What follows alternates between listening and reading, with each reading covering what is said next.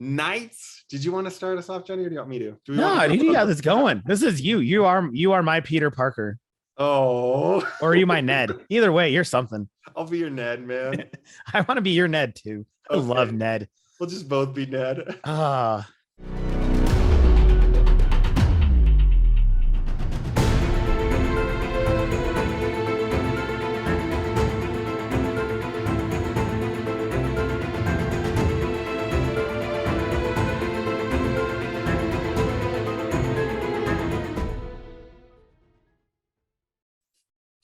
So this is Nights, the spoil section of Spider-Man Far From Home. No Way Home. No Way Home. That's the one. No way. No way. Johnny, so we each gave it a 10 out of 10 on our spoiler-free review. Let's talk about some of the reasons why. You were telling me you had a crazy theater experience. I want to hear about it. Yeah, so if you loyal listeners who know that one of my favorite movies was Endgame to watch, because when Cap picks up the Milner, the crowd loses it, right? You mean Jonathan? What? That's what never mind. Oh, because that it was unexpected and the whole theater erupted. Yeah, that was only like one scene. There was like 5 times where the theater erupts here. And it started in the very 15 minutes in when with Daredevil and Matt Murdock from the Netflix dropped in, and it was, I wanted to say in my head it was like a 2-minute scene. That's it. Yeah. But that set the bar of eruption. It really did right off the bat. So I have a sister-in-law who saw it with my brother, and they said that there was someone next to them who was like, it almost like ruined the movie for them, that they were jittering so hard and fist pumping at every little thing and going, oh, and it was like, it caused them anxiety. Like, but that's how this film was so good at pulling on your strings. Like, yeah, Matt Murdock shows up and I was like, oh, isn't it? Yeah, because that was plays him. Is that right? What? Yeah. Charlie Cox is the actor. Yeah, when he showed up, like they panned to him, I'm like, oh. and it's someone who they're rumored to bring back. Like, there's a lot he's doing, and it's the first time a TV show first person came, right? Yeah, and it's Netflix. It's not even Disney. He was Netflix. Right. You could argue some of the Disney Plus originals, recent ones, but they were films before they were Disney. That's true. Yeah. So you really can't. This is the first time they've taken a show that was a own show and then brought it into the MCU. Yeah. So that was cool. It opens the door. So that alone just got my goosebumps going. That was like the moment that hooked me. For the most, it was still like, so we talked about the pacing was a little slow. Like that started to hook me. Slowed down a little bit. Like when he's kind of dealing with like, oh, I want to get into college. I was kind of like, yeah. Where are these villains? I know they were in the trailer. So for me, like the turning point was when Alfred Molina showed up. Like people lost it, even though they knew he was coming because of the trailer. People still cheered. How was it for you there? Yeah, that one still goes. I was with you too. Like just Ned talking, I was smiling and laughing like through in between. Yeah. Or even when he interacted with Strange, and he's like, "Oh, we save the world. Call me Steven. Don't call me." Like that was really cool, like tie-ins. But you were right. When it was just them, it was boring. Yeah. I mean, Spell Strange was cool, but like you already seen it in the trailer. You knew what happened. It was funny. Yeah. Like there was a little more detail to it. Please stop changing my spell. Yeah, there was I always laugh when a movie makes fun of itself. Yeah. And Mary Jane is so good at deadpan. And she was going like, wait, you're the one who did the spell. Why is it his fault? And she kept saying stuff like that. Yeah. Throughout the whole movie, there was like little tiny digs at each other, which I was on the floor, which I wasn't expecting. If it was only a 30-minute movie, I would have given this thing a 4 and got up and left. Right. So we are going to do a full podcast on this. We're going to try and keep this to 15 minutes because we want to do a full podcast with my good friend, Samuel Ross West, who's a filmmaker and who has seen the Spider-Man films like us since he was a very young man. We'll say that. For me, I was like a teeny tiny kid, still in diapers at the humble age of 6. Johnny was probably out of diapers at the age of probably 12. I mean, I still had my binky. Yeah. your wubby, your blanket. Yeah. So let's keep going. So yeah, there's a lot of scenes. What got me more? I mean, do you think you were more emotional than you've been in a movie in a long time? Oh yeah. Oh, you don't get emotional. I was like a little kid again, dude. Seeing Alfred Molina show up, and then just like how he fights with his arms, it was so similar to Sam Raimi's Spider-Man with the forearms going at it. Like it had me kind of emotional just seeing him throw. Like you think, okay, all this time has passed. Spider-Man's suit is so much stronger. He's going to be able to withstand Doc Ock's arms not at all. Like he was getting ragdoll. Those arms are legit. So I was pretty pleased with that. What about you? I mean, yeah, we could just GBN it. No, that was a good part too. I was just trying to think of let's do our like high theater experiences, and then because the best part was there wasn't the best part. There's just a lot of good parts, like when Garfield came, right? And then he was just when they opened that portal. Yeah, and you can already tell, like, wait, this is a different Spider-Man. Like you could tell. Yeah. But then he comes in, and I forget how charismatic he is. Like he's what we like to say, that nerd, the nerdy charismatic one, right? And he just gets on the wall and like, do more. He's like, what more do you want from me? Okay, here's the thing. When he pulled off his mask, I was just like, oh, I'm 14 again. And then when Tobey Maguire, Tobey Maguire showed up, people lost it when showed up, he pulled off the mask. Like, that's the thing is, we weren't sure. I wasn't sure. Like, I'm like, I know it's not Tom Holland's Spider-Man I'm seeing because it's off. And he walks through and I'm like, but it could still be another actor. It could be something else they're trying to pull. And then Andrew Garfield takes off the mask and I'm like, oh, like everyone cheered. I went, ooh, a little bit, but I didn't scream like everyone else. No, there was a lot of when all the Spider-Mans were revealed, that there was a lot of cheering that way. What was it like for you to see Tobey Maguire? Well, I mean, because that's the first one, right? So for me, live action. So it was great to see him. It was also just great to see because one of our favorite ones is Into the Spider-Verse. Yeah. And they kind of like, in my head, I'm like, don't cliche the scene. And they were kind of clicheing like, oh, my uncle died. But they did it differently enough that I wasn't a bitter batter about it. Yeah. So I loved when he's like, I lost Gwen, and he's like, my MJ. So there was a little type of, but you could tell like how hurt they are. They're beaten up. Yeah, that's what Marvel's doing really well. DC always does emotions well. Marvel's like, oh, we're happy, we're this. But this movie was a little sadder. There's some parts where you're like, you were dead. When Andrew says, I kind of stopped pulling my punches, you kind of get like a Punisher vibe. Like this dude went out and was a vigilante and just beat the living crap. Like kind of how Batman does, when it's real. Yeah. In the trailer, when Batman just keeps railing on that dude, like that's kind of the impression I had from Andrew Garfield. So he has a cool redemption we'll talk about in a sec. But for me, seeing Tobey Maguire again was like I was a little kid again. I don't know why. I'll go for one of like it was a short, sad scene. I even tear up just thinking about it when him and Doc Ock lock eyes and they talk for a second because they didn't really get like a chance for him to be alive. He died when he got back to normal, right? Yeah. And that one, I was even a little bit like, okay, that was a good one. Yeah. That one got to me. Yeah, me too.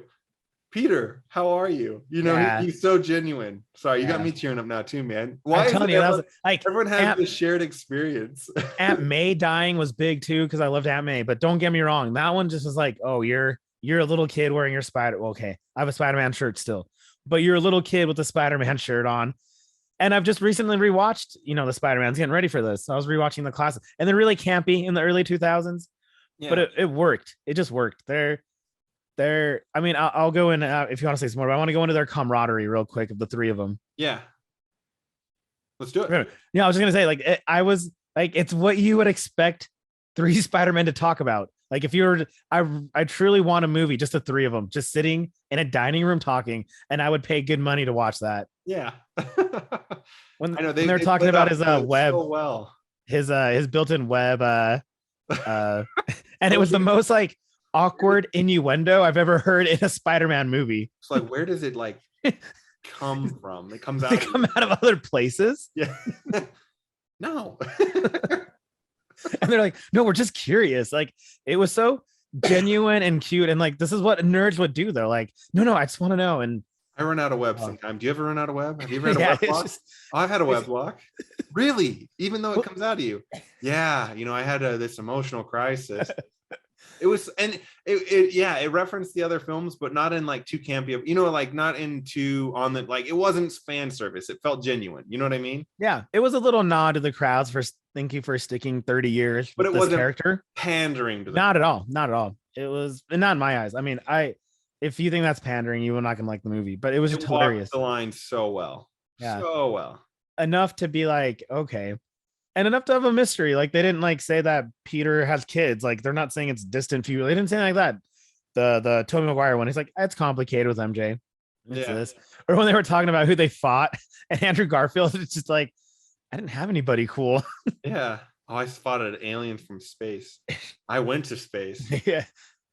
Oh, I fought some like big guy in a rhino suit. Like, Right. That was just so it kind like, of you broke felt the bad. fourth wall a little bit because like that's kind of how people were. Like the problems with the Amazing Spider-Man 2 movies is not Andrew Garfield. Not at all. It's the Not even fact that Gwen. Gwen was amazing. no, Gwen. Yeah. Okay, real quick. The fact that Gwen was his MJ and that it wasn't like he met MJ afterwards. Yeah. I loved that. Like he was Yeah. still heartbroken. He didn't move on. That's good. That's good storytelling. That because it's not cliche. No, they did a good job in that. They did the MJ from the earlier ones, even in the cartoons, would always call him Tiger, and the MJ from the MCU never called Peter Parker Tiger. But they did a nod to that early on in the movie, like "Go get him, Tiger." So that was right. It was enough pandering that you recognize it, but not enough to do it. Yeah. Did you like that too? That Andrew Garfield hadn't moved on. I mean, yeah, in theory, what is this, like a year apart? I know, no, like, of course, Maguire looks older, of course, but it's not like they acknowledge like it's the old man, other than his back's kind of hurting. But you know, funny. Time and space, right? It's all relative.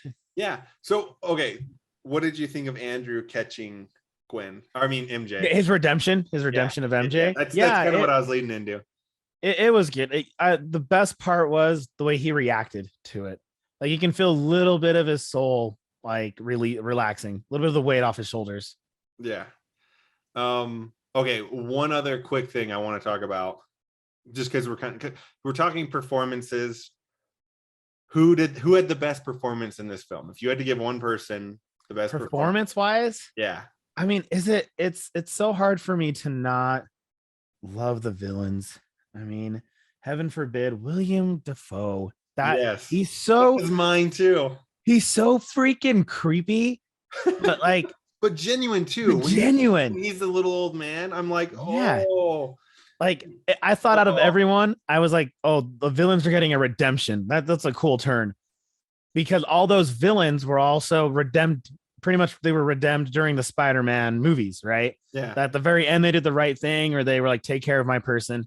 So you felt a little sad for him, and I thought he was fine. But man, Dafoe just gives you the right amount of scary yet harmless looking at the same time.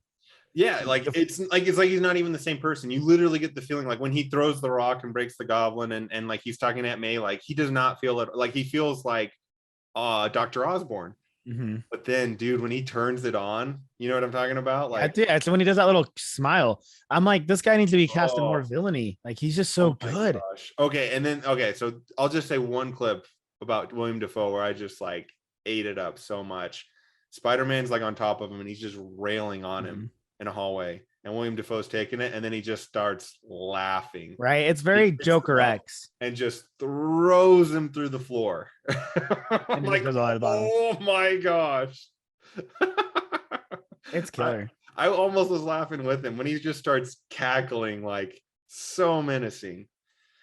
Oh, and then they're on the floor, and the glider's behind Aunt May, and it's crazy. And then like the stewardship you get from the Spider-Man trying to Tobey Maguire helping Tom Holland's character, that type of like, hey, don't do it, or we've been there the minute Aunt May dies. Yeah. And he's like, don't tell me how I feel. Literally, they know how you feel. Right. I know. I love that they were like wiser, older, especially Tobey Maguire. He was such a sage. You know what I mean? Yeah, they had a good balance of all of them, and even like they played up to who they were, and and they played it funny too. Like when they're in the lab and freaking don't you love how I forget names? What's his sidekick's name? Ned. Oh, thank you. Ned was like, Peter, and they all look, Peter Parker, and they all keep looking at him like, yeah. and they even when they were fighting, they didn't know who they were doing, and they're like, okay, you're Peter 1, I'm Peter 2, you're 3. Yeah. And then he tries to brag that he was Avenger, and he's like, cool, what's that? Are you in a band? It was just the right amount, because Spider-Man's a little campy than all of the rest of them, right? That's like his premise. Just enough campy where it's funny. So I thought that was great. I like too that the villains, and you already knew this, the villains in it aren't true villains. They're like Sandman, for example, helps Peter in the beginning when Electro's about to zap him. he's like, Peter, I'm here to blah blah blah. You know what I mean? Like, and that's true to Sandman. Like he was a thief, but he wasn't a murderer. No. I mean, he didn't mean to kill Uncle Ben, and they kind of established that he was a bad dude, but he wasn't a bad dude. You know what I mean? He's a bad guy. I mean, he's a bad guy. Yeah. Wreck-It Ralph. Yep. Yeah. What is what is it he says in Guardians of the Galaxy? I might be an a-hole, but I'm not a total dick or something like that. Sounds perfect though, but That's I don't about remember it at all. No, and that's true because they don't. You feel enough that you're like, okay, they do crimes, but they don't deserve to die. Like you don't have to kill them. Right. Yeah. I know. I liked that. I love that it was Aunt May who. And okay, here's the thing. I literally thought that Alfred Molina, so Doc Ock, was going to be the one who like appealed to Peter's better side. I didn't think it was going to be William Dafoe, as Dr. Osborn, who's appealing to Aunt May and to Peter and like help us, like he's reaching out for help. But he's the master manipulator. Yeah, but I do think that it was Dr. Osborn because he says I was watching, the Goblin was watching behind Norman. Yeah, that weak spine. The Goblin never leaves, right? Like until they helped cure him, but he doesn't. But he let William take, and so Norman is asking for help, and it's genuine. And then the Goblin takes over, and dude, that was And then he it's it was there. It was there. It made me sad.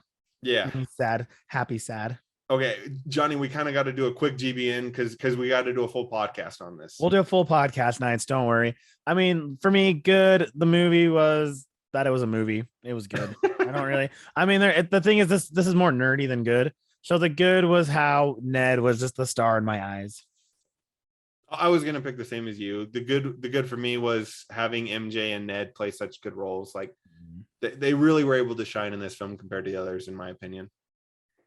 Yeah, but I mean, the only bad was the little 9-minute slow pace of them trying to be adults. My bad would be from. Is it okay if I go?